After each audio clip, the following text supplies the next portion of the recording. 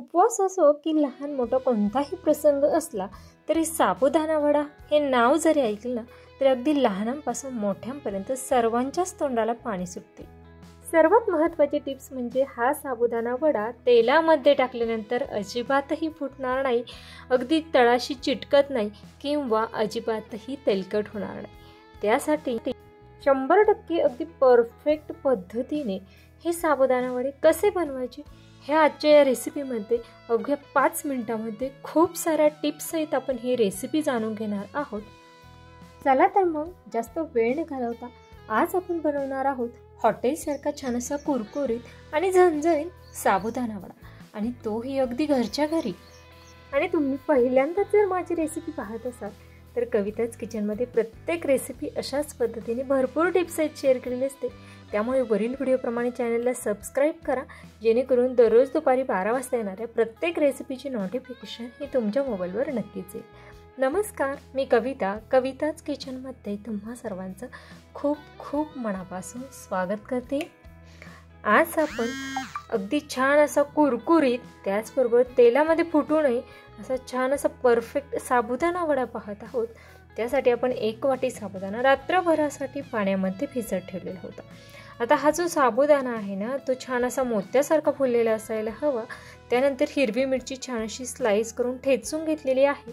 त्यानंतर या ठिकाणी शेंगदाण्याचा कूट, 2 बटाटे घेतलेले आहे, मीठ, त्याचबरोबर लिंबूचा रस घेणार आहोत। आता आपण हिरवी मिरची या मिक्सरच्या भांड्यामध्ये छान अशी हलकीशी चटणी करून घेतलेली होती।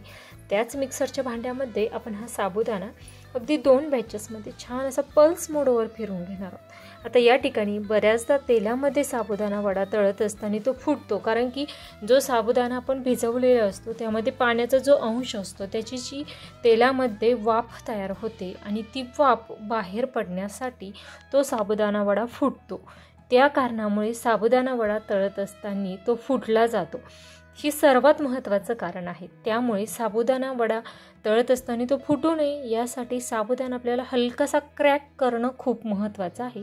आणि या ठिकाणी अगदी पल्स मोडवर 1 ते 2 मिनिटं छान असा आपण हा साबुदाणा क्रॅक करून घेतलेला आहे।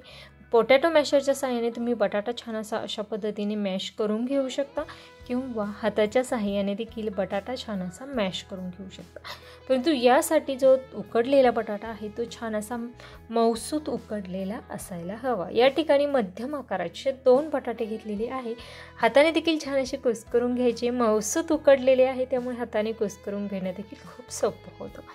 त्यानंतर आपण यामध्ये काही जिन्नस टाकणार आहोत। आवश्यकतेनुसार या ठिकाणी शेंगदाण्याचा कूट टाकलेला आहे, हिरवी मिरची टाकलेली आहे, चवीनुसार यामध्ये मीठ टाकायचं। अगदी लहान आकाराचा चमचा आहे त्यामुळे 1.5 चमचा एवढं मीठ घेतलेलं आहे। पोहे खाण्याचा चमचा असेल तर 1 चमचा मीठ घ्या, अर्धा लिंबूचा रस टाकायचा। आता या ठिकाणी सर्वात महत्त्वाची टिप्स जर म्हणाल तर तुमच्या भागामध्ये जर उपवासासाठी कोथिंबीर त्याचबरोबर अद्रक, जिरे वगैरे खात असतील तर हे देखील तुम्ही आवर्जून यामध्ये घालू शकता, जेणेकरून या वड्याची चव आणखीनच छान होईल। परंतु आमच्या भागामध्ये उपवासासाठी कोथिंबीर आणि जिरं हे खाल्लं जात नाही, त्यामुळे मी या ठिकाणी ते स्किप केलेलं आहे। परंतु तुमच्या भागामध्ये जर खात असेल तर नक्कीच ते 2 इन्ग्रेडियंट्स या ठिकाणी यूज करा, वडे आणखीनच छान असे तयार होतील। या ठिकाणी अगदी छान असं हलक्या हाताने आपण हे सर्व मिश्रण मिक्स केलेलं आहे आणि साबुदाणा वडा करण्यासाठीचं या ठिकाणी मिश्रण या ठिकाणी बनवून तयार झालेलं आहे। आता अगोदर अशा पद्धतीने हाताने छान असं दाबून घ्यायचं हे मिश्रण आणि त्यानंतर थापत दोन्ही हाताच्या तळव्यावर, तळहातावर हे छान असं थापून हा वडा तयार करायचा। तोपर्यंत शेंगदाणा तेल देखील आपण छान असं गरम करण्यासाठी ठेवलेलं आहे आणि एवढ्या या मिश्रणामध्ये एवढं जे साबुदाणा वड्याचं जे पीठ आहे त्यामध्ये साधारणतः 10 ते 11 एवढे साबुदाणा वडे आपले बनवून तयार होणार आहे। कारण कविताज किचन म्हटलं तर तुम्हाला माहितीच आहे, प्रत्येक रेसिपी ज्या पद्धतीने आपण अचूक टिप्स सहित पाहत असतो त्याचबरोबर तयार होणारी रेसिपी किती प्रमाणात तयार होते अशा पद्धतीने आपण अगदी परिपूर्ण रेसिपीज पाहत असतो। त्यामुळे तुम्ही जर नवशिके असाल तर तुमचा अजिबातही गोंधळ होणार नाही, या दृष्टीने आपण परिपूर्ण रेसिपी शेअर करत असतो। त्यामुळे तुम्ही जर पहिल्यांदाच माझी रेसिपी पाहत असाल तर चॅनलला सबस्क्राईब करा, त्याचबरोबर कमेंट देखील करायला विसरू नका। आणि कमेंट तुम्ही साईडला घेऊन त्या ठिकाणी हाईप हे ऑप्शन आलेलं आहे, ते हाईप करायला देखील विसरू नका। अगदी छान असं आपण साबुदाणा वड्याला आकार देऊन घेत आहोत आणि परफेक्ट असे थोडेसे चपट्या आकारावर आपण हे साबुदाणा वडे या ठिकाणी बनवून तयार करत आहोत. अगदी तुम्हाला जरी थोडीशी जाडसर आणि थोडासा गोल आकार ठेवायचा असेल तरी देखील तुम्ही ठेवू शकता. परफेक्ट हे साबुदाणा वडे या ठिकाणी बनवून तयार झाले. साधारणतः या ठिकाणी मी 7 वडे तयार केलेली आहे आणि 4 ते 5 वड्यासाठीचं पीठ माझं अजून शिल्लक राहिलेलं आहे. मी तुम्हाला व्हिडिओमध्ये साधारणतः 6 वडेच या ठिकाणी दाखवत आहे. अगदी छान खमंग साजूक तुपामध्ये देखील तुम्ही हे तळून घेऊ शकता किंवा या ठिकाणी शेंगदाणा तेलामध्ये देखील तळून घेऊ शकता. आता हे तळत असताना तेल छान असं गरम झालेलं असायला हवं, परंतु हे वडे तळताना खूप जास्त घाई करायची नाही. मंद ते मध्यम आचेवर तळून घ्यायचे, म्हणजे त्यामधील जो क्रिस्प आहे ना तो छान असा टिकून राहतो.